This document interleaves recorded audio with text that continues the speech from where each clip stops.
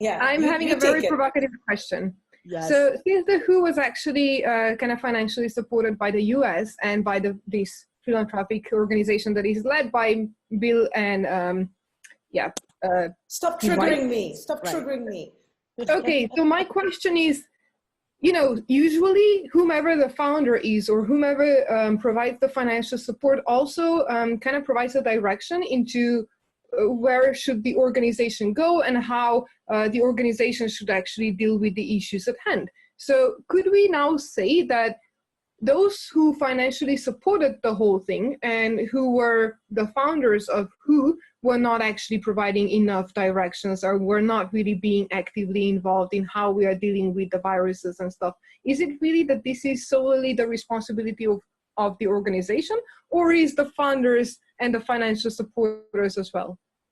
Because it sounds to me quite a lot like that.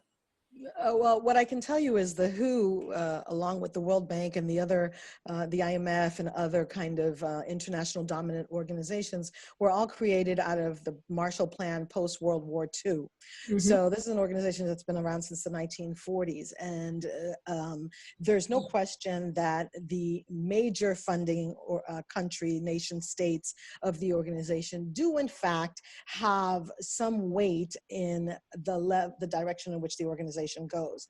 Nonetheless, the reality is that nation states are supposed to, regardless of their nation state contributions, they're supposed to have equal voting rights in these organizations, with the exception of the Security Council at the UN, made up of 5 nations, the US, France, China, Russia, and I forget the 5th one, but with the UK, exactly, thank you. With the exception of those, of that body, all of the other organizations are supposed to have equal weight. The nation states are supposed to have equal weight in the decision making of the organization. And in fact, they agree on voting who will be the leaders of those organizations, and countries that have felt that traditionally their voices have not been listened to have been advocating for many years to have more power and more responsibility, which is in fact how you ended up seeing an Ethiopian doctor at the head of WHO.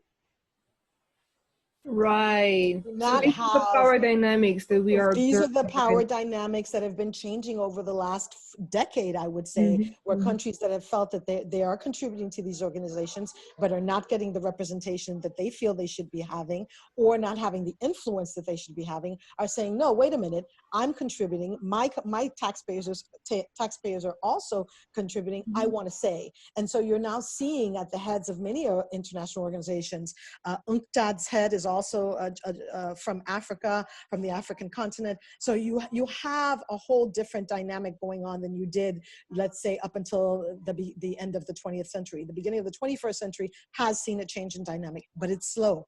It is slow, and there's still much work to be done.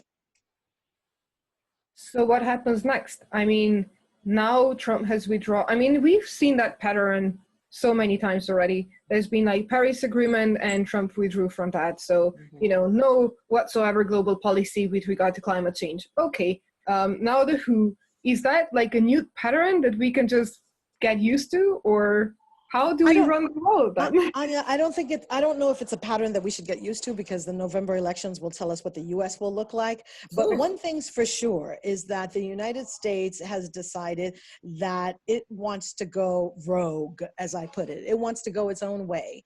And so on the international stage, where people have traditionally turned to the United States as a superpower, even though that nomener is no longer really accurate, I think that the dynamic now requires other countries and regions, emerging regions, for example, Southeast Asia and Asia Pacific, to perhaps come in and say, hey, in the past, we've taken a back seat and allowed this leadership because the US has been a major donor. If the US isn't going to play by the rules, we're going to play by the rules, and we're going to collectively act to replace the vacuum that the US has left. That is what countries, I think, will need to do as they look towards their next steps, given the US's actions, policy actions over the last few years, particularly since this administration has been in place.